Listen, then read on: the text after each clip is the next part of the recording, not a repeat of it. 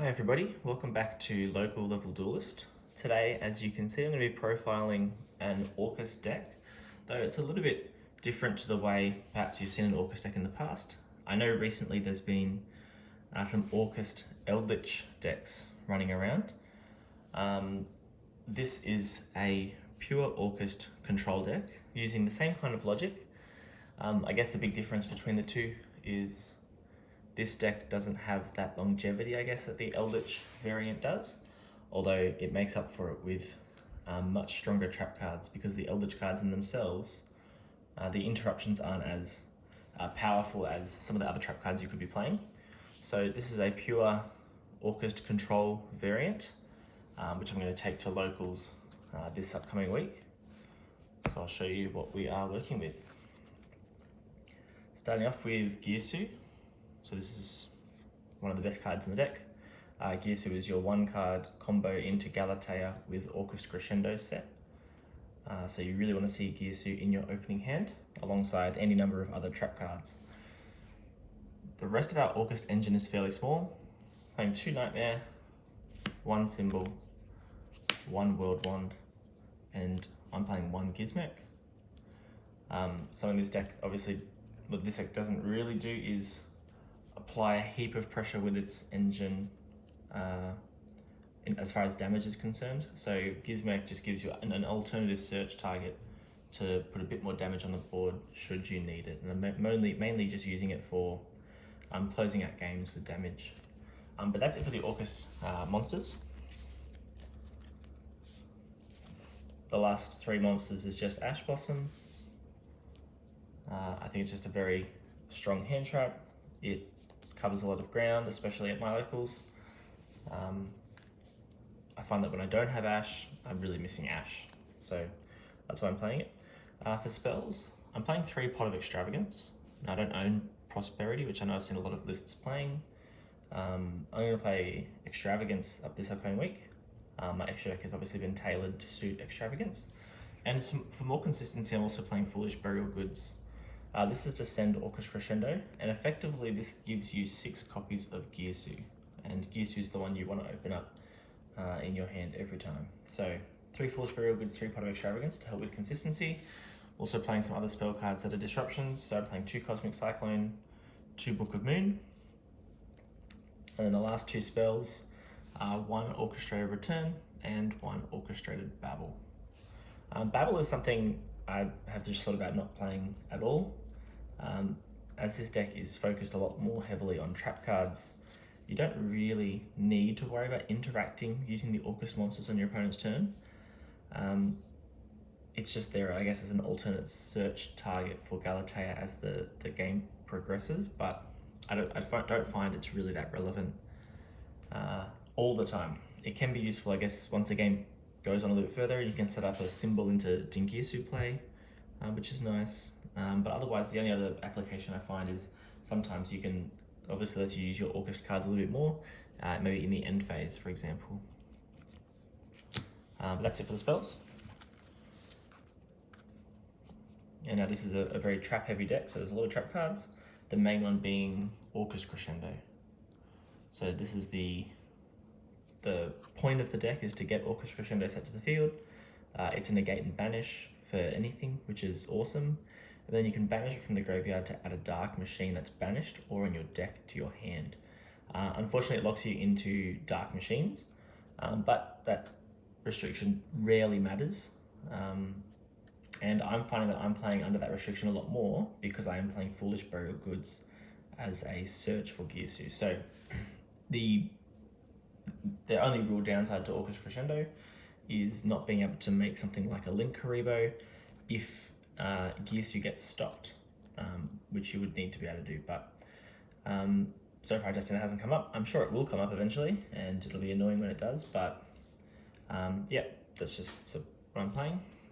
Playing 3 Solemn Strike, playing 3 Torrential Tribute, playing 3 Infinite Impermanence.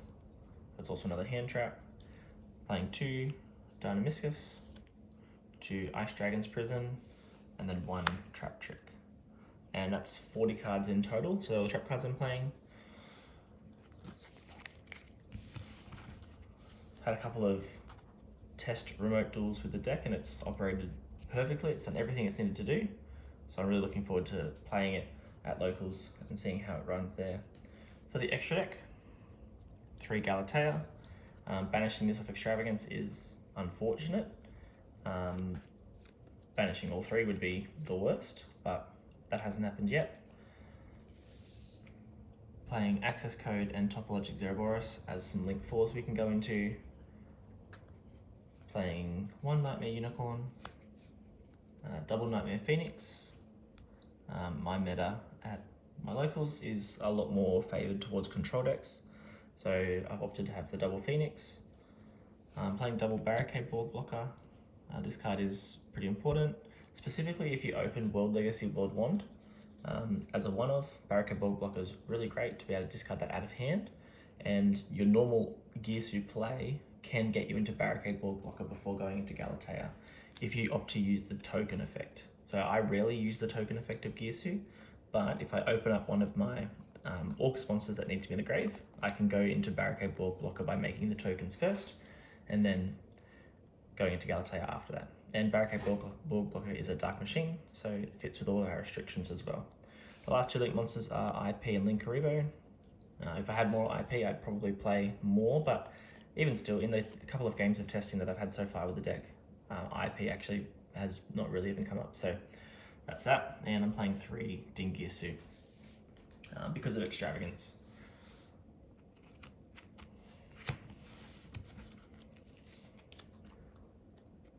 Now the side deck, always prone to change at the moment. 3 Droll and Lock,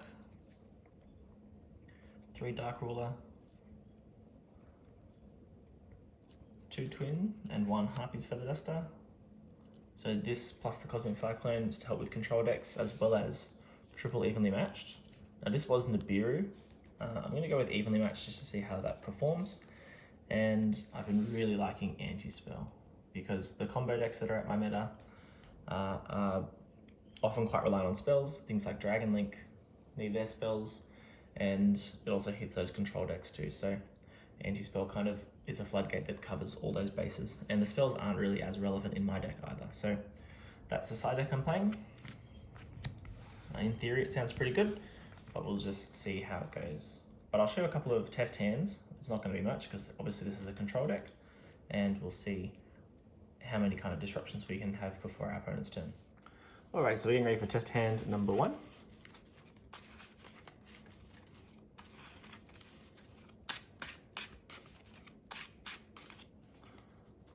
Alright.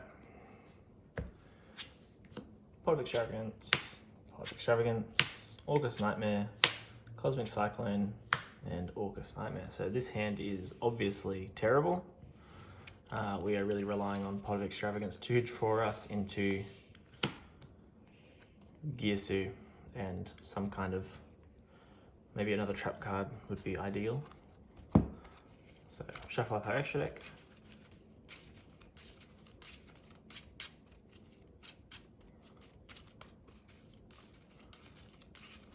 Banish 6. What did we lose? Okay, so 2 Galatea and a Barricade Borgmunding. They're the most notable things there. And we're drawing into Dynamiscus and a Book of Moon. Alright, so unfortunately, we haven't got our Orcust engine happening with this hand.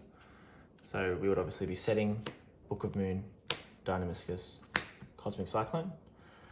We can obviously discard the Nightmare as our cost for as our target for Dynamiscus, but this is not really stopping it too much. It's not really any negations or anything like that, so this is very weak, and I would assume that we would get punished by this in some way on our opponent's turn. So we'll go on to test hand number 2 and see if we can do something a little bit better. Access into the Orcust engine is what we need. And it's in hands like that that often the Eldritch cards, I guess, serve their purpose. Yes, they might be weaker in power comparatively, but it gives you an alternate engine that you can still play with should you not get into the Orcust side. Alright, we've got Crescendo, Cosmic, Gearsu, Strike, and Nightmare. So this hand is a lot better. Obviously we've opened Gearsu, we've also opened Crescendo, which is really nice. So, normal summon the Gearsu. We'll send the Nightmare. Obviously we've opened one, but we can get rid of that one using Orchestrated Return, because we don't need to use Galatea to get Crescendo here. And we also don't need to use Gearsu to get tokens here either. So we'll banish Nightmare, target Gearsu, send World Wand, banish World Wand, target Nightmare, someone's back, and we can link 2 now for Galatea. Galatea's effect can put back World Wand, and World Wand's always the one we're usually putting back in most instances, even as the game progresses. And we're going to be getting Orchestrated Return. And sending that to our field.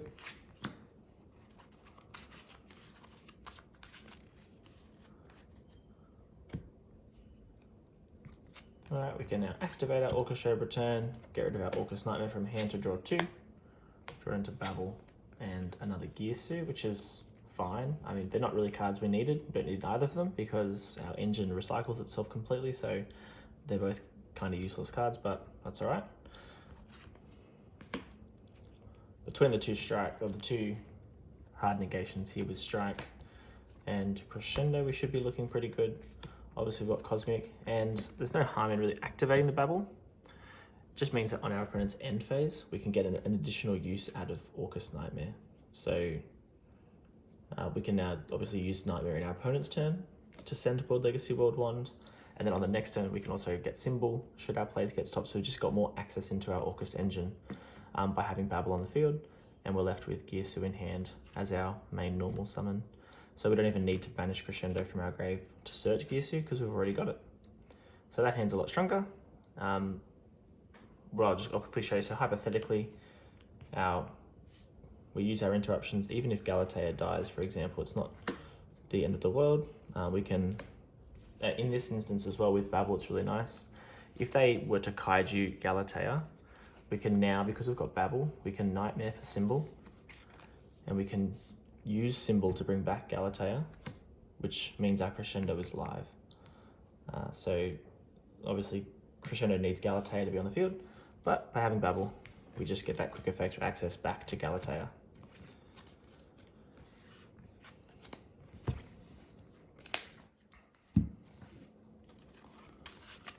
Alright, and now what I'll do is, instead of playing out the test hands, because the combo is always the same with Gearsu, I'll just do a couple of quick opening draws just to see if we've got plays or not, just so you can kind of see how consistently the deck can get its plays. So this hand here is fine. Having the Nightmare is also fine. With goods, we would send Crescendo, get Gearsu. We would have to use the token effect of Gearsu to make Barricade Bulk Blocker here to discard the Nightmare so that we could then continue with our play. I'll just quickly show, just in case you can't see that play. Send Crescendo, banish Crescendo, add Gearsu. So there's our play starter. Normal summon Gearsu, not sending Nightmare this time, we've already got it in our hand. We can send Symbol here. Just means we've got Symbol in play. The other thing we could send is Orochi Gizmek. So that's in play too. We don't need the send off Gearsu with this hand because now we're going to use Gearsu's effect to give tokens. So we get a token, they get a token, and these two can be linked off for Barricade Bulk Blocker to discard Nightmare, and then we've got the play. So it's Nightmare, target Barricade Bulk Blocker obviously, send World Wand, banish World Wand, bring back Nightmare, link for Galatea,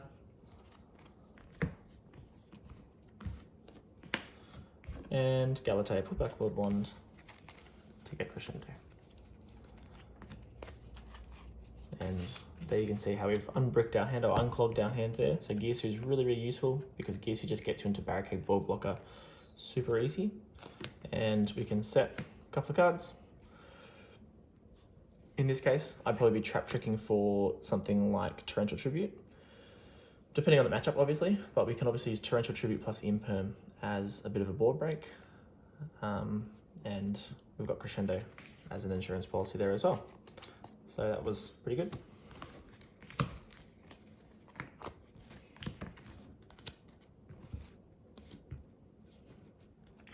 Also, using the tokens to give monsters can be useful if your opponent's playing something like Gamma or Imperm, although the tokens put you into a Nibiru range as well, so that's the trade-off. So I just find not to use it. Alright, Extravagance, Dynamiscus, Symbol, Gearsu, and Strike, so this hand's awesome.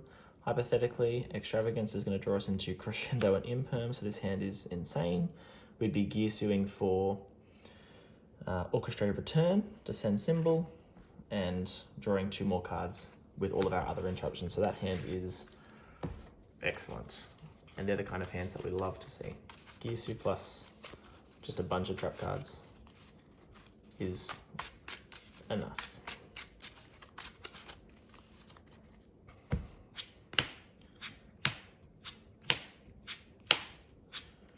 Alright, something similar. We've got 3 interruptions. We've got Babel, which is fine, and Goods is our playstarter. So you can see most hands, obviously apart from that very first hand we did, most hands have access to Gearsu, which is awesome. So between the Extravagance and our 6 copies of Gearsu, we see it fairly often, which is perfect. Of course, right as I say it, we don't open it in this hand, but for interruptions, they're all fairly strong ones too, so we would obviously just need to see if we can draw up into the Orcust engine, because once those interruptions are done, we're pretty much done also. Okay, perfect. We've got our Gearsu. We've got a couple of copies of Gearsu here. Probably won't activate it here. I mean, you could activate it to just bait an Ash Blossom out if you really want to. Obviously, we've got Extravagance, which would already bait the Ash if they don't activate it there. Now here is again, with this hand, we would need to make Barricade Borg Blocker first. Oops. Because we need to get the World Legacy World Wand out of our hand. This one's the biggest brick to draw out of all of the pieces, so with this one we need to get out of our hand using the Barricade Borg Blocker play. Now the benefit of this hand though too, even with this, is we can use Orcust Nightmare to send skeleton, Symbol Skeleton, which means even if we get Nibiru'd on the 5th summon, because we do summon 5 times, when you go into Barricade Borg Blocker, you summon 5 times. And if they Nibiru your Galatea, then obviously your Crescendo is not turned on. But by opening the brick and going into Barricade Borg Blocker like this, Nightmare doesn't have to be used for World Wand and can be used for Skeleton. So if Nightmare is used for Skeleton and they Nibiru your Galatea, you can just Symbol Skeleton back the Galatea and your Crescendo is still live. I'll just do a couple more really quick ones.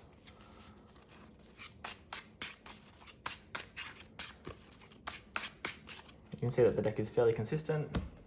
The trap cards are strong. Alright, so not a very fantastic hand. We'd be relying very heavily on the draws from Extravagance, which are both awesome draws, so that's really lucky. Obviously if they Ash the Extravagance, we're in a lot of trouble there. So that would have been quite bad if Ash came up there in that instance. And last one.